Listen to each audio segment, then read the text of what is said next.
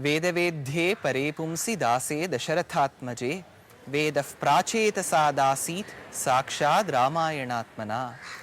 What a beautiful Sanskrit shloka this is. In this shloka, there seems to be a tale that must have happened or enacted in Vaikuntha, which is the abode of the Lord. There it is said that all the four Vedas, which get their fragrance from the lotus feet of the Lord, were in conversation with the Lord. I have already said there are four Vedas: Rig, Yajuhu, Sama, Atharvana. The four Vedas got into a conversation with the Supreme Personality of Godhead. They said, "O Lord, have you thought of incarnation? Have you thought of incarnating on this earth?" The Lord said, "Yes, I have thought of incarnating as the son of Dasharath, and my name is going to be Ram." "Oh my God," said the Vedas. "Why this exclamation?" asked the Lord. The Vedas said, people recite the Vedas, people learn the Vedas, people comment on the Vedas to know the hidden meaning of it.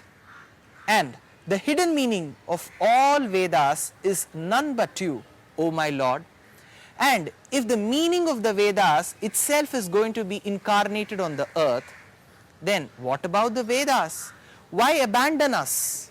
The Lord said, if I, who is the message of all Vedas, is going to incarnate as Ram, why not the Vedas incarnate as Ramayana? Vedavedhye pare pumsi dase dasharathatmaje. If the message, the meaning or the objective of all Vedas is going to be incarnated as the son of Dasharath, Dasharathatmaje, Veda prachetasa dasit sakshad Ramayanatmana, then let the Vedas be born or get composed as Ramayana is the beautiful message of this shloka. But whatever I have said is the message of the shloka. But what we have not seen is the inner meaning of the shloka. The inner meaning is Vedas are no different and Ramayana is no different.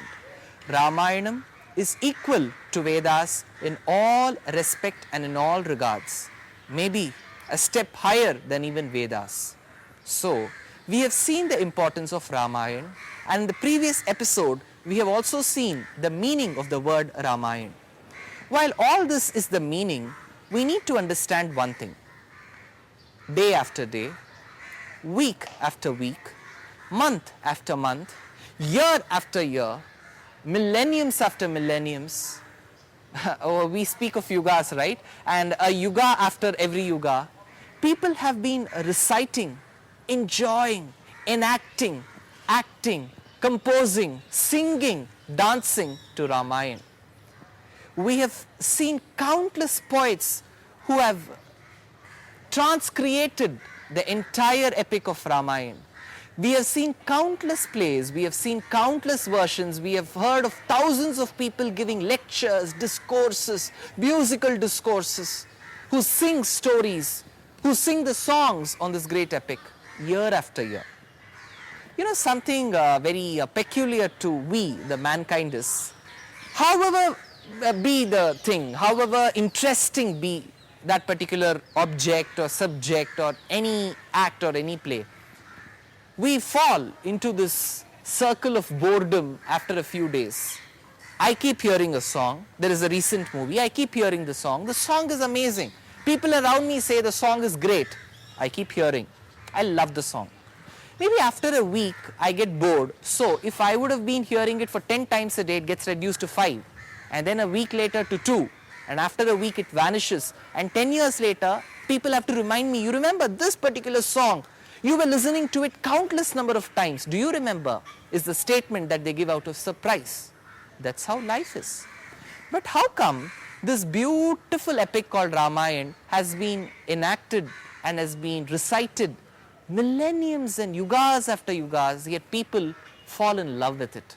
Maybe that's a secret, that's an open secret. Let's not try to decipher or try to understand what's the code behind this secret. Rather, let's try understanding how this Ramayana was after all composed, how this Ramayana was after all written. In the last episode, if I would remember, I had spoken about a beautiful verse in Sanskrit which speaks about the poet Valmiki.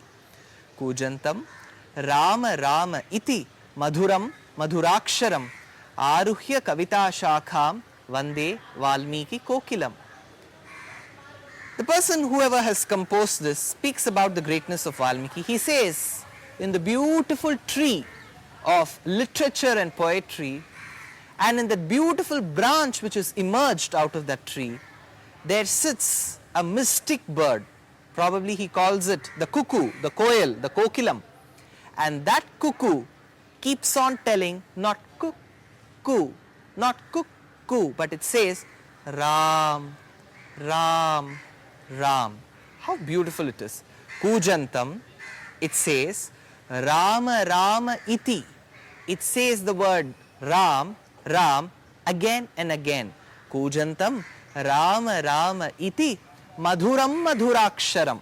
How beautiful, how sweet, how nectar-like those words are. Aruhya kavita shakham. Sitting on the beautiful branch of poetry, that cuckoo bird keeps telling those words Rama Rama iti madhuram madhuraksharam aruhya kavita shakham vande Valmiki kokilam. So, do I respect the beautiful work that has emerged out of the nectar-like words of the cuckoo, which is none but Ramayana?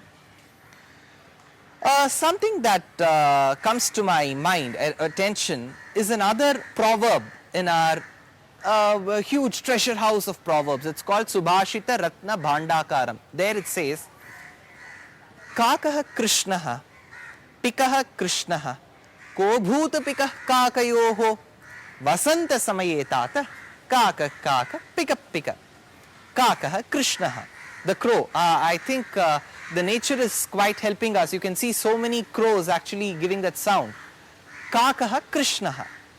The kaka, which is none but the crow, is dark in color. It's black. Kakaha Krishnaha. Pikaha Krishnaha. Here we can assume the cuckoo bird, which is also dark. Both the cuckoo bird, the koel, and the crow, both of them are dark. Both of them are black. So it's none but the word Krishnaha. Kakaha Krishnaha. Pikaha Krishnaha. Now, how do I differentiate between the two? Both are birds, both are dark in color. How do I differentiate? Ko bhuta pika kakayoho. Which one is kak and which is the one which is a pika? Which is the crow and which is a cuckoo? But the person, whoever has composed this shloka, he says, Vasanta samaye tata. Vasanta samayam is the springtime, when you can see little saplings with beautiful flowers, fragrance everywhere. And in that point of time, in the springtime, you will come to know which is the crow and which is the cuckoo. Why? Because the birds have a great delight when they see nature in its fullest bloom. They start singing. And you know how bad a crow would sing. Probably it may sing, the closest example is me. It may sing as bad as me. But if it's going to be the cuckoo bird, it's going to be the koel, you know how beautifully it would sing. That's why you say the nightingale, right? So that would sing so beautifully. So after the springtime, the person who has composed this verse says, you will know which is the crow and which is the cuckoo. Kakaha Krishnaha, Pikaha Krishnaha, Ko Bhuta Pikah Kakayoho, Vasanta Samaye Tata, Kaka Kaka, Pika Pika. This shloka just came in the middle to remind us of the fact how beautiful a cuckoo, a koel bird can sing. If an ordinary cuckoo, a koel bird can sing this well, imagine Valmiki, who is our koel bird, who doesn't say cuckoo, but he says Ram Ram. That's why the shloka which I recited at the start, Kujantam Rama Rama iti madhuram madhuraksharam. Every word is so beautiful. Aruhya kavita shakham, alive or sitting on that beautiful branch of that particular tree which is of the literature and poetry, Vande Valmiki Kokilam. So let's salute that great poet, the Adi Kavi, the first ever poet known to, I wouldn't say mankind, because we can't get into this huge controversy of dates and centuries, but at least known to Sanatana Dharma, at least known to Hinduism, at least known to Sanskrit literature. The first ever poet in this Sanskrit literature is Valmiki, and let's salute that particular poet. While we are actually saluting the poet, we need to understand what this work is all about. At the start, I even said that this work has been recited generation after generation, eons after eon, yuga after yuga. What is there in it?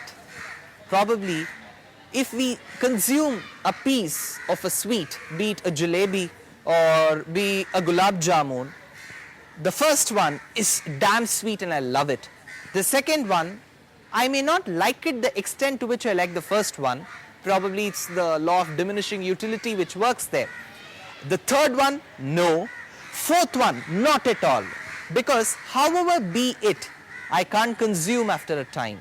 Whereas Ramayana is aparyaptamritam. Paryaptam is enough. You say enough. However be it, however nectar like, sweet like be it, amritam, aparyaptamritam. Even then I can still consume. Paryaptamritam is you're consuming the sweet, you're taking the nectar, but you're saying that's enough. Aparyaptamritam means you're saying that how much ever I consume, I don't get the feeling that it's enough.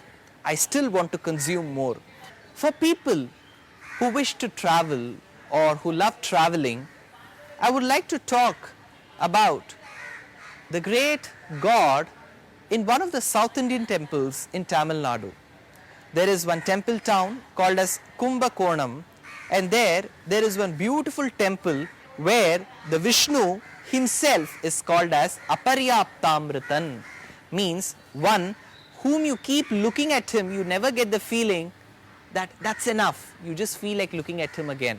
Probably the Lord is so coincidental with what we are speaking now. We are speaking about Ramayana, we are speaking about the incarnation Ram. Ram held the great bow called as Kodandam. There the Lord holds the beautiful bow called as Sarangam. Hence he is called as Sarangapani or Sharngadhanva. So with this message that Ramayana, how much ever you hear, how much ever you recite, how much ever you see, you still keep loving it. That's how the great work is. So with a great salutation to the poet, we still are left out on that portion where we need to check how great this poet was, what was his flashback, where was he from. For that, you need to wait for the next episode. Thank you.